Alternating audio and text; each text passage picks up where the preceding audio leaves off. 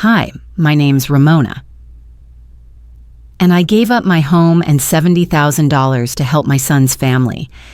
I thought I was doing what any mother would do, showing love, offering support. But they told me, it's not your house anymore. Leave. What hurts more than being pushed out is realizing the people you sacrificed everything for were building a new life without you using your name, your savings, and your silence. They didn't just steal my house, they tried to erase me. But why and how far would they go to make sure I never came back? The morning sunlight filtered through the lace curtains, casting delicate patterns on the wooden floor. I was out by the roses, pruning the overgrown branches Harold used to joke were wilder than Texas winds. The clippers felt heavier than usual in my hands. Maybe it was the spring heat, or just the weight of being 70 with no one left to talk to but plants. I hummed to myself, a tune I couldn't quite name, just to fill the silence that had lived in the house since Harold passed. The red blossoms, his favorites, had bloomed early this year. I like to believe it meant something. That was when the phone rang 3 sharp bursts, too urgent to ignore. I wiped my hands on my apron and shuffled back inside. I answered it with a soft hello, still holding the shears. Mom. It was Thatcher, my son. His voice sounded like it was cracking under pressure. Are you home? I need to come by. It's serious. I stopped where I stood, the old kitchen tiles cold under my bare feet. Is it the kids? Is Ariel okay? She's fine. We need to talk. Can we come over this afternoon? Please. I could already feel the old ache return, the one that tugged at my chest when I hadn't heard from him in weeks. Of course. Come by after lunch. I hung up and stood there, the silence pressing in again, heavier this time. The knock came right as I finished setting out the good cups, the china I usually saved for holidays. I opened the door to find Thatcher looking like he hadn't slept in days, shirt wrinkled, hair flat and oily. Beside him, Celine looked like she'd stepped out of a catalog, glossy lips, flawless blouse, the kind of cool polish that never quite matched her eyes. She smiled tightly. Hi, Ramona. I forced a smile and let them in. Coffee's hot. I'll get us settled. We sat at the kitchen table, Thatcher hunched over, staring at his hands. Celine crossed her legs neatly, her perfume wafting toward me. A bit too strong for an afternoon visit. We're in a bad spot, he began. Real bad. The house, it's close to foreclosure. I messed up. Some investment I shouldn't have touched. Now everything's crashing. My chest tightened. How much is it? Celine spoke before he could. 70,000. That would buy us time, pay off the worst of it, and keep the house out of court. I leaned back in my chair. 70,000. It was nearly everything I'd saved 40 years of teaching. Harold's pension, the tiny life insurance that was supposed to carry me to the end. Celine thinks maybe. Thatcher paused. We could stay here, with you, just until we get back on our feet. She nodded. Just for a while. The kids love it here. Ariel's always talking about Grandma's house. I felt my throat tighten. They were painting the picture so well. Family, unity, stability. I wanted to believe it. Later, in the living room. Celine handed me a folder. It's just paperwork to help expedite the loan process. Legal mumbo-jumbo.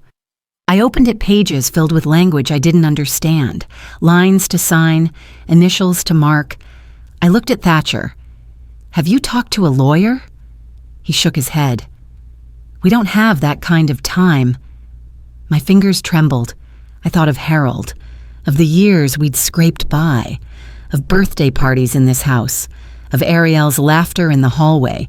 I signed. Celine smiled a flicker too fast. You're saving us, Ramona. Truly. They left soon after, promising to bring the kids by the next day. I watched them drive off from the front porch, the late afternoon sun cutting shadows across the lawn. Inside, I stood in the kitchen, still holding the folder. 2 coffee cups sat on the table, untouched. I walked to the sink, rinsed them one by one, and dried them with the dish towel Harold used to hate. I told myself this was what love looked like, but deep down, something already felt off. I spent the entire day preparing for them. I steamed the guest room sheets until the lavender scent from the linen spray filled the hallway.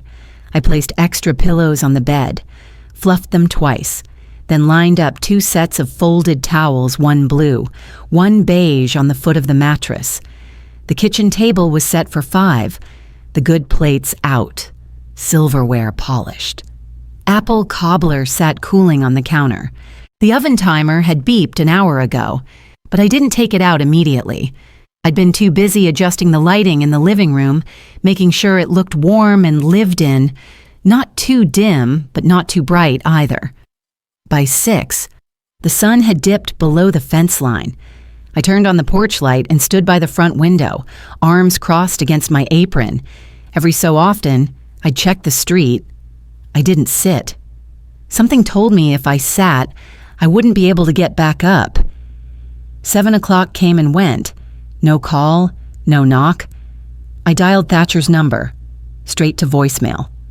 I tried again. Same thing. Celine's line rang twice, then silence. Not even the courtesy of a text. By 8, the cobbler had cooled to something barely edible. I served myself a slice, though I wasn't hungry. The sweetness caught in my throat. I poured lukewarm tea, stared at the empty chairs, and chewed slowly.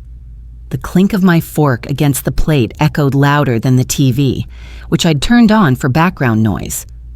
Maybe I misunderstood. Maybe the move wasn't tonight.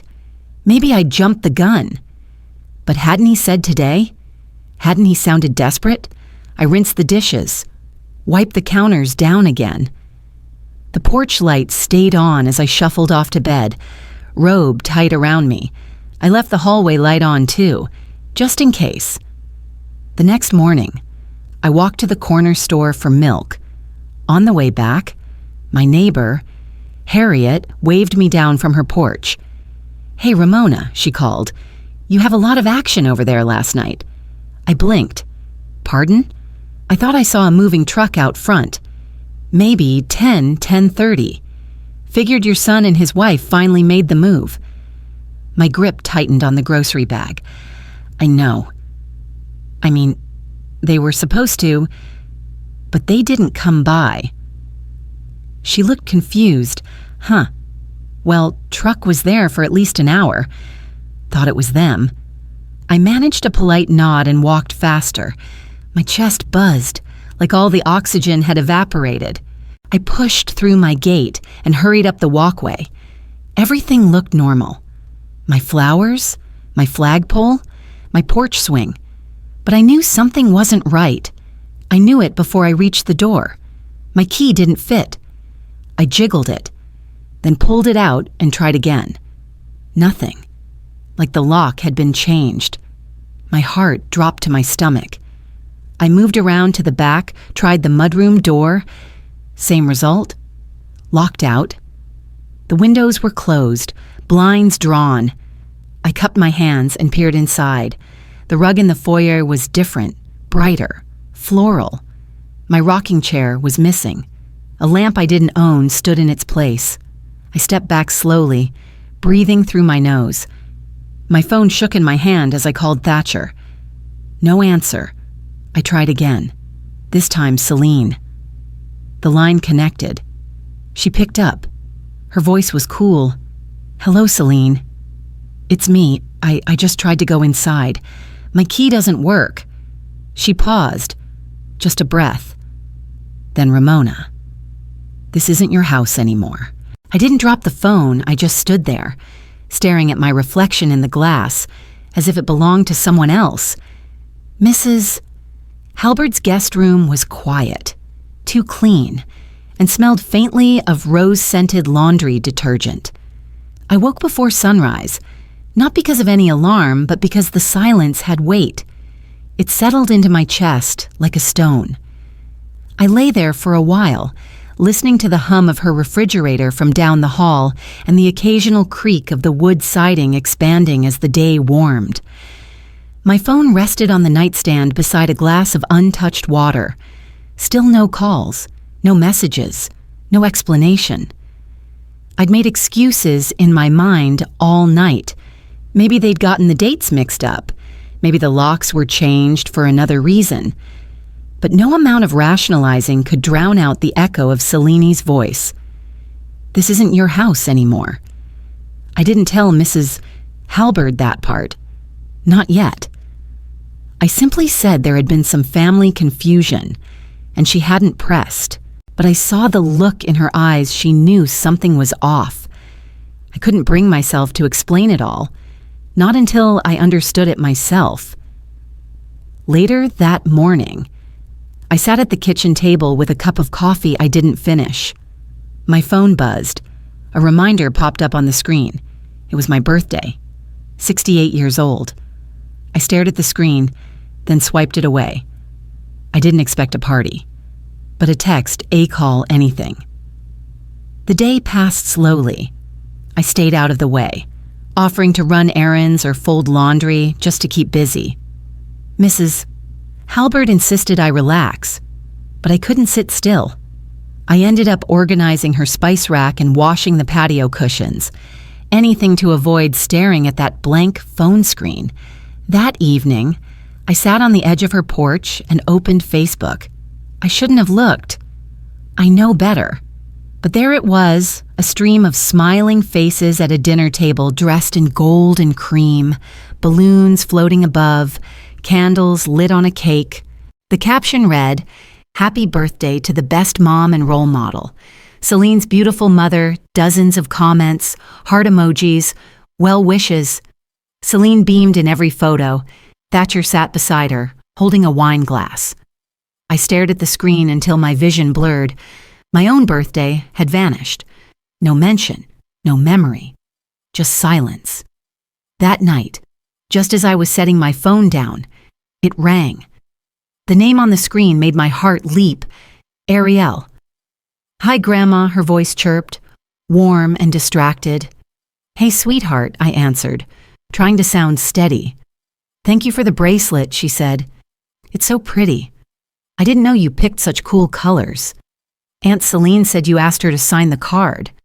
That was nice." My hand tightened around the phone. "I'm glad you liked it." I whispered. "I wore it to school today. My friend said it looks like it came from one of those boutiques downtown. I'm sure it looked lovely on you." She giggled. "Okay, I have to go. We're baking cookies for Nana's birthday.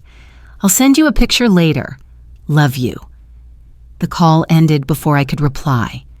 I stared at the phone, heart pounding. Aunt Celine signed the card. Nana's birthday.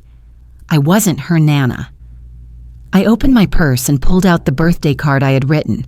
It was still there, folded, unsent, my handwriting neat.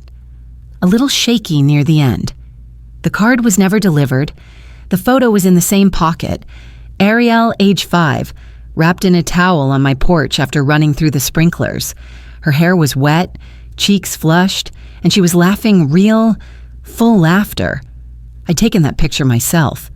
On the back, she'd scribbled, "Grandma is my safest place." I stared at it a long time, tracing the edge with my thumb. Dinner was quiet.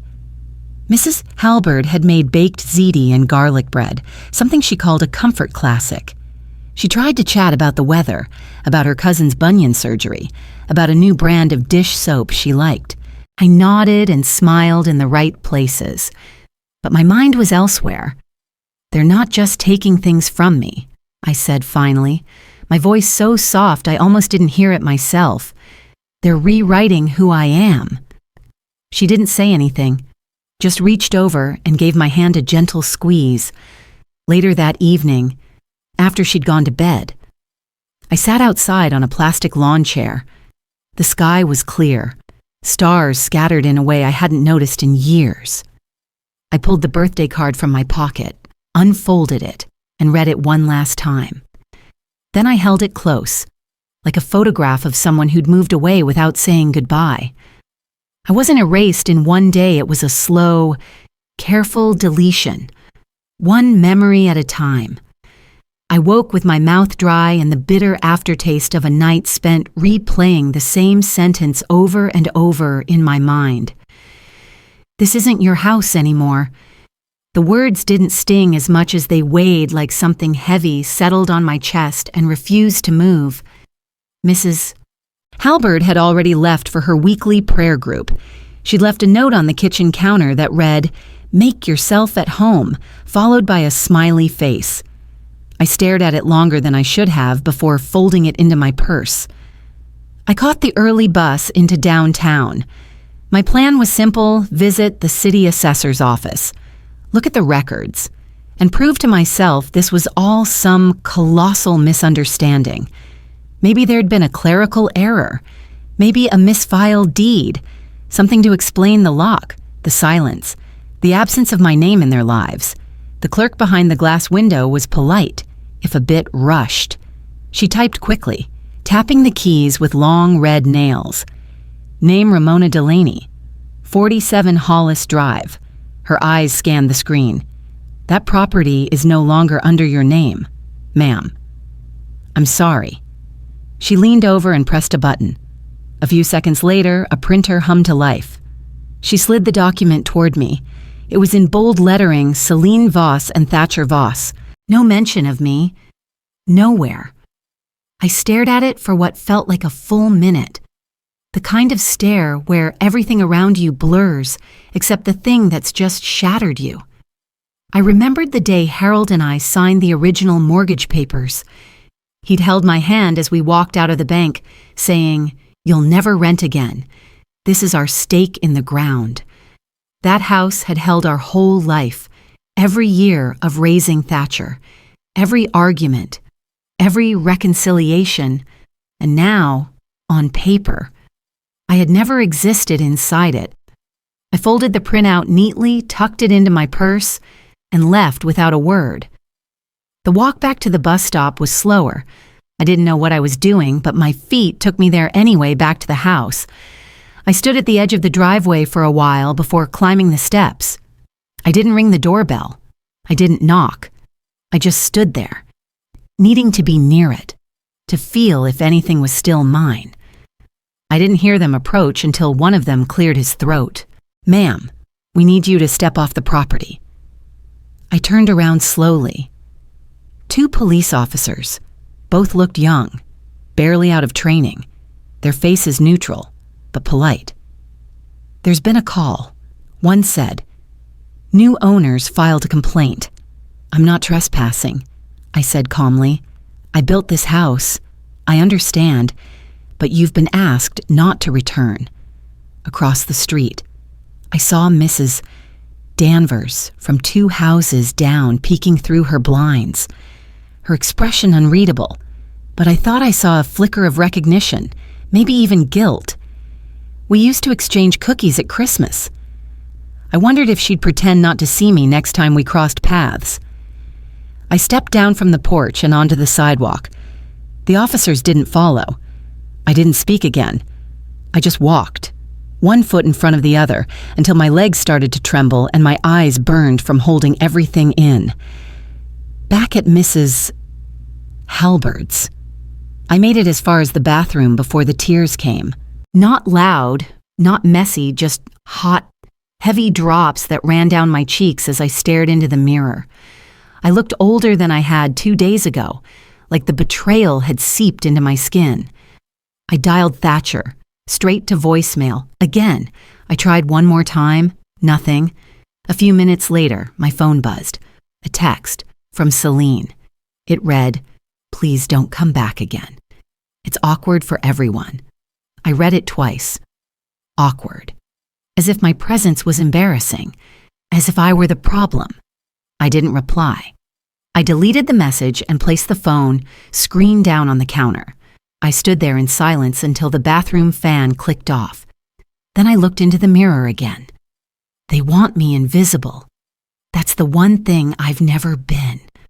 I hadn't planned to look, but there I was, at the public library's dusty computer terminal, fingers hovering over the keyboard, debating with myself. I typed in the county property records website and waited for it to load. My stomach churned. When the page finally opened, I entered the address that used to be mine. My fingers trembled slightly as I hit search. There it was, a glossy listing with bright, professionally staged photographs of my house, my porch, my kitchen, even the garden that Harold and I had planted from seed. The description read like a slap across the face: fully renovated storybook family home, turnkey ready, a sanctuary of warmth and new beginnings. They were selling it for nearly twice what I'd saved my whole life to build. Gone was any mention of the decades spent inside those walls. Gone were the nights I'd rocked Thatcher through fevers, the Christmases filled with burnt cookies and too much tinsel. Harold's laugh echoing down the hallway, all of it erased, neatly replaced with granite countertops and fresh paint. I printed the listing and tucked it into my purse without folding it. Somehow, creasing the page felt like letting them win. Back at the house, I sat alone at Mrs. Halberd's kitchen table, the page spread out beside my tea. I stared at it until the words blurred, and my mind slipped backward back to the day Harold and I painted the front porch together. He joked about my roller technique, called it aggressive because I was so determined to cover every inch.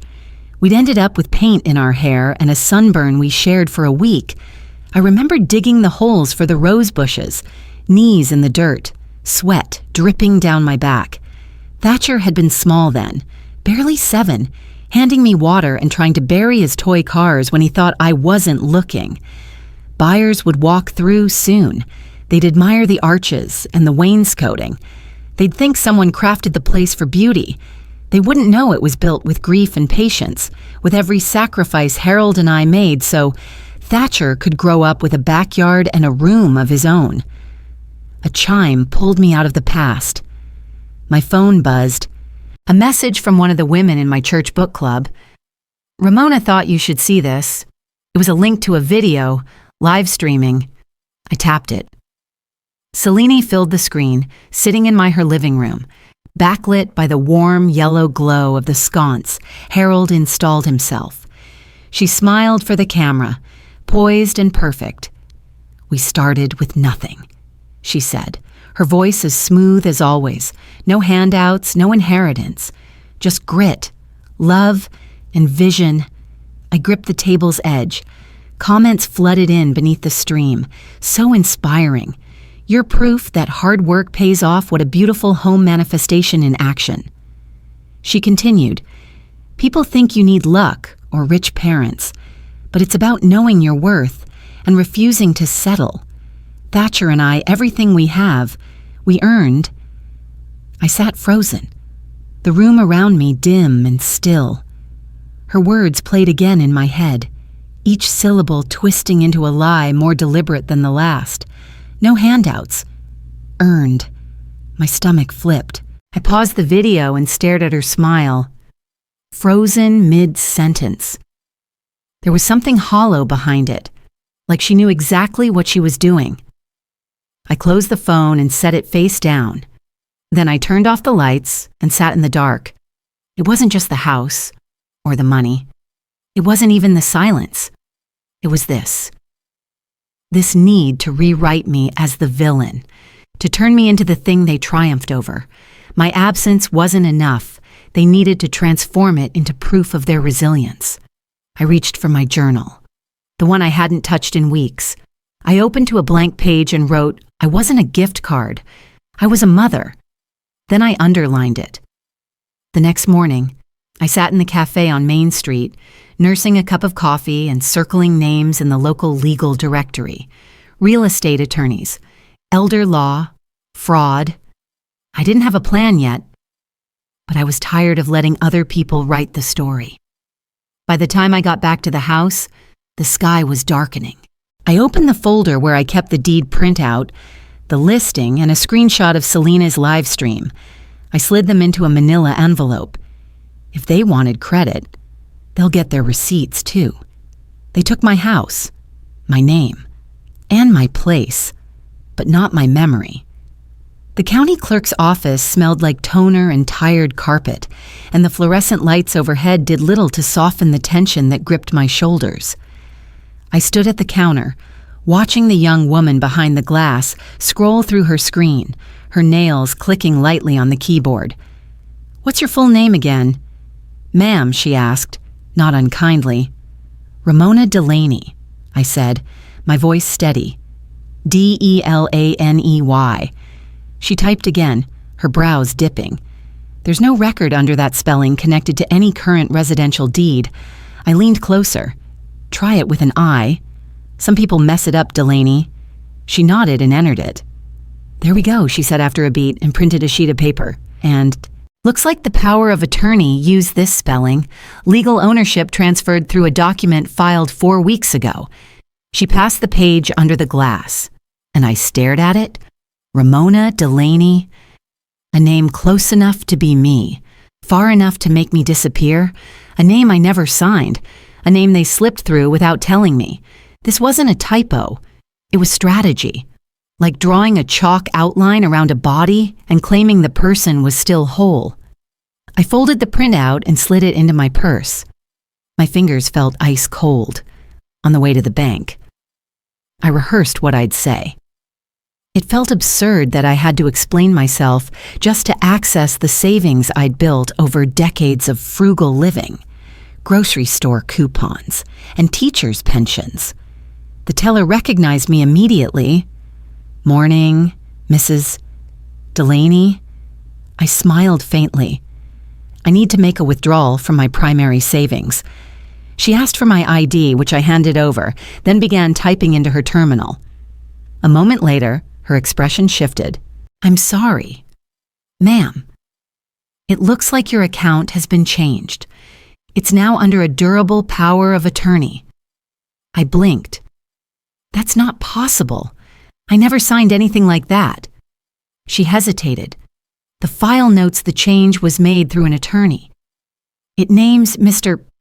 Thatcher Voss as sole authority." I stared at her. "I am Thatcher Voss's mother. This is my money." "I understand," she said gently, "but legally, you don't have access to it now." The slip she printed with the transaction denial had my name on it, my real name, not the altered one. It felt like a sick joke. Even ghosts still had names. What did that make me? I left the bank and walked to my car in a daze. The rejection slip clutched in my palm like a bad omen. I sat behind the wheel, not turning the ignition, not moving, just sitting there with the sun too bright on the windshield and the edges of my world closing in like a vice. I needed help, not sympathy, not shocked gasps. Help. By late afternoon, I was sitting across from Miriam Cadence, Harold's old estate attorney. She was older now, hair silvered and eyes sharper than I remembered. When I explained what had happened, she sat in silence for several moments, then leaned back in her chair. "This," she said, tapping the documents I'd brought, "is elder coercion at best, fraud at worst. They used my trust against me." I whispered. "They planned this." She nodded slowly, "And now we plan back. But we'll do it by the book." She offered to take on my case pro bono for now, until we could figure out the financial mess. She called her paralegal and began drafting a notice to revoke all prior powers of attorney. "This is the first step," she told me, pushing the document toward me. "You sign this. We file it today." I stared at the line, the blank space where my name belonged. I hadn't signed anything in weeks, nothing official, nothing real. My hand hovered, then dropped to the paper. I signed. My name. My real name. She stamped it. The sound echoed louder than it should have. We drove to the courthouse together, and she filed it under urgent review. When we stepped back out into the late afternoon sun, the wind lifted the edge of my jacket like a hand nudging me forward. I stopped at the base of the steps and looked down at the stamped form in my hands. I said it softly, but it felt louder than anything I'd said in days. Let's see who vanishes next. I didn't have their money, their house, or their lies. But now I had my name. Miriam's office smelled faintly of lemon oil and old law books.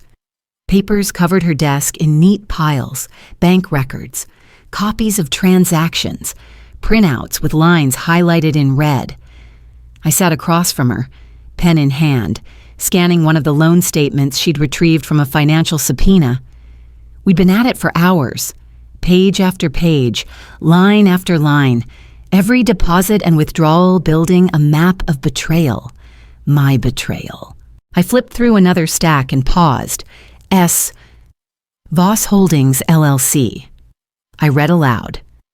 The name was listed on 4 separate repair invoices, each one tied to withdrawals from an account that had once belonged to me.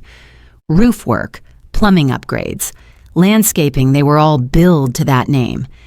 Miriam looked up from her laptop. There's no licensing record for that company in Texas, so it's fake. I said, it's real enough to take your money. The fury inside me hadn't cooled, it had solidified. I remembered Celine, smiling with her perfect lipstick, assuring me the renovations were necessary for safety. All that time. She was laundering my funds through a shell company bearing her initial. By early afternoon, Miriam confirmed it. Celine was the sole listed owner of S. Voss Holdings, the address on file A UPS store mailbox across town. There was no staff, no office, no business, only theft wrapped in receipts. I didn't say much after that. My words were stuck behind the weight of it all, my savings siphoned off through fake contractors, invoices forged with my signature in faint, incorrect cursive. They'd tried to mimic my hand, sloppy work, but effective enough to fool a bank clerk. Just before 3, I got a call from a number I didn't recognize. I nearly ignored it. But something made me press accept. Mrs. Delaney, a woman asked. Yes, my name's Patrice from Adult Protective Services. We received an anonymous report regarding your mental health status and potential financial exploitation. Would you be available for a wellness visit this week? I swallowed hard. An anonymous report. It's standard protocol. We just want to speak with you and ensure you're okay. I glanced at Miriam. She'd heard. She was already mouthing. It's them. I'm fine. I said to the woman, but yes, I'm available. Tomorrow. After the call ended, Miriam stood and shut her office door. That wasn't random. I know. They're escalating. They want you unstable. If they can't erase your name, they'll question your mind. The next morning, the APS caseworker came by Miriam's office, where I had insisted we meet. She was young, polite, and professional. She asked if I'd noticed any confusion or memory lapses, whether I had support. If I managed my own finances, I answered every question without hesitation. I showed her the revoked power of attorney, the documents Celine had signed, and the financial trails Miriam and I had mapped. Her face didn't give much away, but I caught a shift in her eyes when she saw the invoice trail. As she stood to leave, she said softly, "You're far more put together than the report made you out to be." "Let me guess." I said, "You've had other complaints linked to the Vosses." She hesitated, then gave the smallest nod. After she left, I sat in silence while Miriam reorganized our folders. "They don't want me silent." I finally said, "They want me erased." Miriam didn't look up. Then we make you louder. It was late when we finished. The sun had dipped behind the courthouse and left shadows stretching long across the sidewalk. I closed the last file and slid it into my bag. I'm ready to file, I said. Freeze whatever's left under Celine's name. Let her explain it under oath. Miriam nodded. I'll file the motion first thing. Outside. The air was warm, but a different kind of heat buzzed under my skin. I wasn't scared anymore. They came from my mind, my money, and my name. Now I'm coming for their legacy. The bank lobby hadn't changed since the last time I stood there. Same pot of plastic ivy in the corner. Same faint smell of laminate and lemon. But the woman behind the counter was new, at least to me.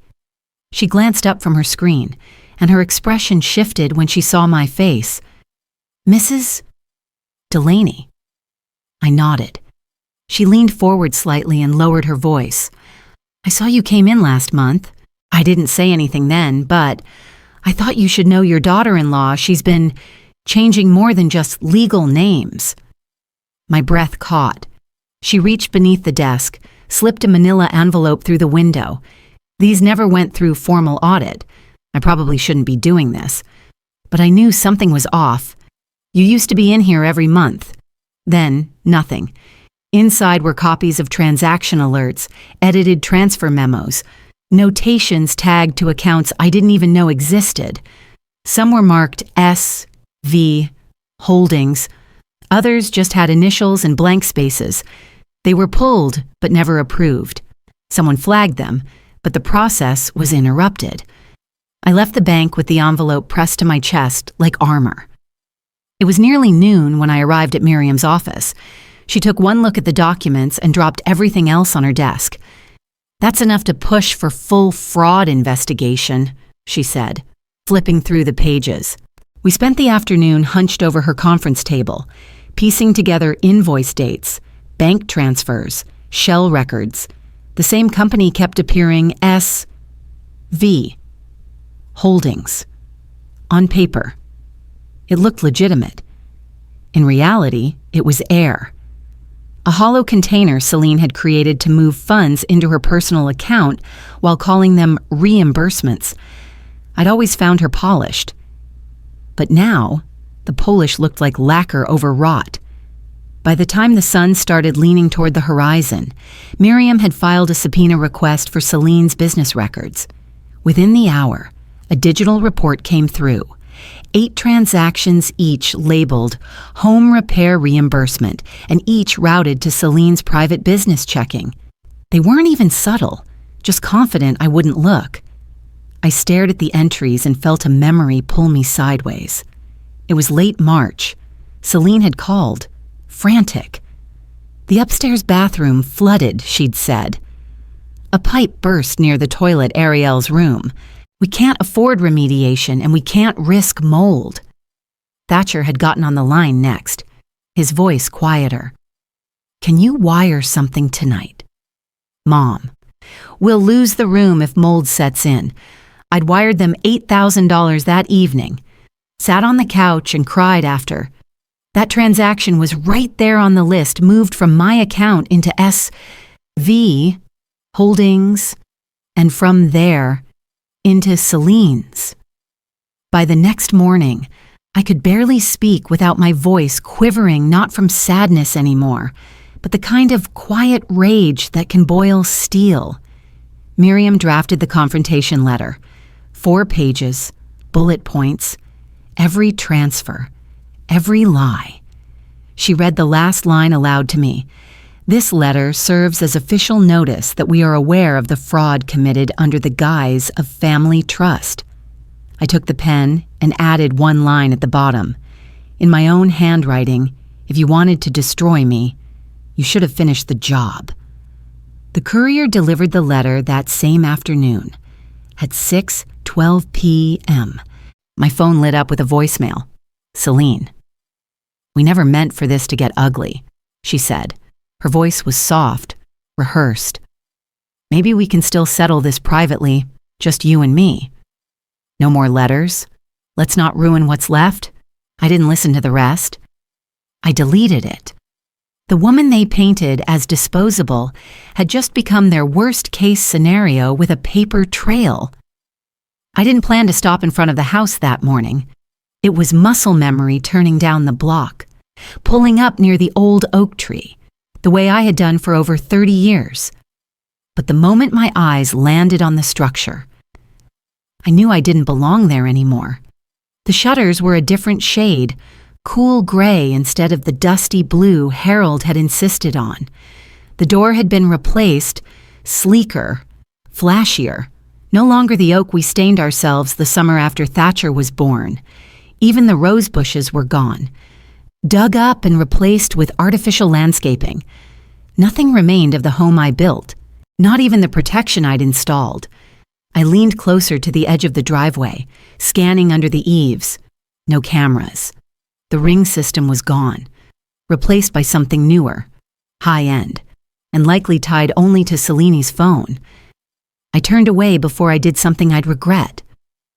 That afternoon, I met Miriam for lunch at a small cafe on the east side. She wore a linen blazer and an expression that told me she already had something to say. "They removed you from the home insurance and the tech records," she said, sliding a folder across the table. Celine filed updated documents with the security company. She listed herself as the original purchaser. My stomach tightened. But I paid for those systems. I installed them after Harold's second fall. "She's not just trying to steal what you built," Miriam said. "She's rewriting who built it." Later that day, back at my storage unit, I found the laptop. Harold's laptop. It had sat untouched for almost 4 years, wrapped in a wool sweater he wore in the winters. I carried it to the small folding table in the corner, plugged it in, and held my breath as it booted up. His desktop photo appeared Ariel on her 3rd birthday, frosting on her chin. I clicked through files carefully, respectfully. Then I saw a folder labeled Legacy, Personal. Inside were scans of old tax forms, birth certificates, and, at the very bottom, a single voice memo. I clicked it. Harold's voice filled the room, a little raspier than I remembered, but clear. "You ever use your mother? Thatcher. I won't be alive to stop you, but I swear you'll lose more than her." He paused. "She gave you everything. Don't make her regret it. Don't make me regret it." I didn't cry. Not then. Not even as the recording ended and silence returned. Instead, I sat very still, hands folded in my lap, and smiled. He knew. He saw it before I did. That night, I forwarded the audio file to Miriam. I typed only one line. "He may be gone, but he never stopped protecting us." Her reply came within minutes. "This will do more than prove motive. It proves legacy." As the sun began to dip, I drove to the park near our old neighborhood. There was a tree near the swings. Harold used to sit under it and read stories to Ariel on Saturday mornings. I parked, crossed the grass, and lowered myself onto the same worn bench. I closed my eyes, felt the bark against my back. This time, my hand rested not in sorrow, but in strength, over my chest. That night, I didn't cry. I uploaded proof that love, even from the grave, still had teeth. I arrived at the school mid-morning, holding a hardcover copy of Ariel's favorite book, The Year I Grew Wings. She'd lost her old copy during the move, and I thought maybe I could leave it with the front desk. No note, no confrontation, just the book. The receptionist looked up as I stepped in. "Can I help you? I'm here to leave this for my granddaughter, Ariel Voss, 5th grade. It's just a book." She gave me a small, trained smile. "Are you on the pickup list?" I hesitated. "I'm her grandmother." She tapped a few keys. "I'm sorry, you're not on the verified contact sheet. We're not allowed to accept personal items unless it's from a guardian on file. I turned toward the hallway beyond her desk, just past the frosted glass. I saw a line of kids moving in formation. One of them, thin brown hair, purple lunchbox. I was sure it was her. She didn't see me. I didn't call out. I left the book on the bench outside. Maybe a janitor would toss it, maybe not. Back at home, I sat in my chair, staring at the dining table that now served as my legal war room. I wasn't surprised, but it still stung. They'd managed to scrub me out of every file, every system that mattered. What had Celine told her? That I was sick? That I'd chosen to disappear? Did Ariel even know I was still in the same town? The ache in my chest wasn't sharp. It was slow and full, like water rising. 2 days later, I found the envelope in my mailbox. No return address. Inside a single flash drive. I plugged it into Harold's laptop. Breath held. It was a video grainy, time-stamped 2014. Ariel, age 7, sitting cross-legged in my living room. She had her arms wrapped around the stuffed turtle I gave her. Her voice, soft and confident, filled the room. When I'm scared, I think about Grandma's hugs. I feel safe with her. Then she smiled. She makes the best eggs and stories. And smells like cinnamon sometimes. I didn't cry. Not at first. I watched the video 3 times. Then I picked up the phone and called Miriam. I have something, I said. Not about money, about the heart. She came over that evening. I played the video. She didn't speak until it ended. This, she said, proves more than motive. This proves connection. Real, lasting connection. That night, I let myself cry for the first time in weeks, not just for what was lost, but for what hadn't been taken. In the morning, I started organizing everything. Photos, letters, birthday cards. I labeled each folder with names, dates, feelings. This wasn't just evidence, it was legacy. As I worked, I noticed something. My hands didn't shake anymore. Before I closed the last folder, I whispered to the empty room. They erased my name from paper. She just put it back in her voice. That night, I labeled every box with her name too, not because I owned her, but because she remembered me.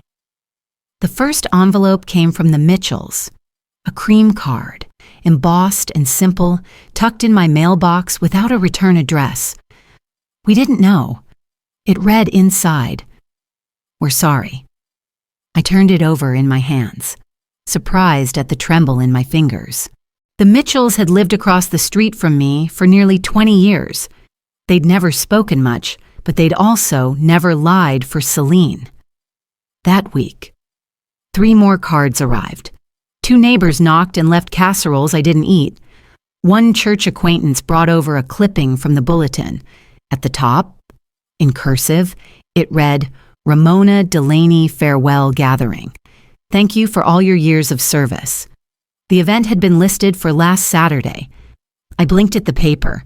No time, no venue, no RSVP. Just a title and a printed goodbye I never wrote. There had never been a party. But somehow, the idea that I was leaving had made people feel released. Celine hadn't just stolen my home. She'd scripted my departure. I sat on the porch that evening, listening to cicadas hum their truths into the dusk. For months, I had ached for some gesture, some call, some apology from Thatcher or Celine, but none came. And I realized something I hadn't before I didn't need it anymore. Silence had once been the tool they used to isolate me. Now it was the shield I carried in my own pocket. I started making changes, not big ones, just shifts that rerouted me. I opened a P.O. box under my full name, Ramona Delaney. It felt oddly ceremonial. I picked a number I liked and held the key longer than necessary in my palm. Then I created a new email address. Simple, no extra dots or numbers. Just my name, year of birth. For the first time in months, I could send something that didn't go through a family filter. Miriam encouraged me to attend the senior memoir writing group. I walked into the library's community room and saw a circle of 10 chairs, each filled with someone whose story hadn't gone how they expected. There was space for one more. I took it. We introduced ourselves by name and city. When it came to me, I said, Ramona, widow, starting again. No one flinched. 2 weeks later, I read my first passage aloud. They said it wasn't my house. So I built a new one inside me. They clapped not loudly, not out of obligation, just enough for me to feel heard. No one asked questions afterward. That was the best part. On a warm Friday morning, I walked past the community hall where the farewell party had allegedly been planned. There were balloons strung up for a child's birthday and someone grilling in the back lot. No sign that I'd ever been scheduled to be celebrated. I stopped at the sidewalk, let the breeze play at the edges of my sleeves, and smiled. It hadn't happened. It never would. And somehow, that gave me peace. They didn't get a farewell because I never left. I just stopped waiting to be invited back. I walked the old route like I had hundreds of times before. The sidewalk cracked in the same places. The mailbox still dented where Harold had once misjudged the turn. The house looked smaller now. Not because it was, but because it no longer carried my name. The shutters had been painted beige, bland and forgettable. But there, by the edge of the porch, was the rose bush. The one I'd planted on my birthday after Harold passed. It was blooming defiantly, brilliantly deep crimson against a beige sea of bland. They hadn't dug it up. I stood for a moment, hands clasped behind my back, letting the sun warm the top of my shoulders. The new owners had added solar lights, a patio swing. The curtains were drawn. Whoever lived there now likely had no idea what had been taken before they moved in. That was fine. The rosebush knew. At my home there was a mailbox labeled Ramona Delaney. I opened it, and among the junk flyers was a pale green postcard, Camp Wolfstone, a picture of a lake and kayaks. I turned it over and read the handwriting, uneven and wide. Dear Grandma, camp is fun. I made a friend who likes turtles too. We played a game called Capture the Flag. I miss your eggs. Love, Ariel. I pressed the card to my chest and sat on the edge of the couch. The silence didn't ache this time. It hummed. At the next writing group, I brought a different page. It was the last chapter of what had become more than a memoir. It was the only ending that felt right. They took what I gave. I read aloud, but they never touched what I built inside. They clapped, not out of pity, not performative, just quiet and full. Later that week, I visited Miriam for the final time. She handed me a folder court brief, case summary, notes from the judge, funds recovered, charges filed. Celine wouldn't go to jail, not unless she ran, but her name was now attached to something that would follow her. I'm not interested in their end, I said. I've started mine. We toasted with tea, not wine, because neither of us had ever liked wine to begin with. Back at my apartment, I packed the last box. Inside Harold's photo in its original frame, the USB with his voice, the rose shears still spotted with old rust. I wrapped them in a linen towel and sealed the lid. Label kept, not lost. I opened a new journal that night. The first page, blank, the spine firm. My last entry in the old one was simple. They gave me silence. I answered with presence. This is the chapter where I don't look back anymore. What they took was visible my home, my name, my presence. But what they couldn't reach was what I chose to grow back: dignity, resilience, and the simple truth of who I am. I learned the hardest way that silence can be a sentence, but it can also be a strategy. And sometimes, the most powerful sound in a broken family isn't shouting, it's standing your ground with quiet, unwavering presence. To those of you watching who've ever felt dismissed, erased, or forgotten by your own family, know this. Your story doesn't end where they leave you. It begins where you decide to remember who you are.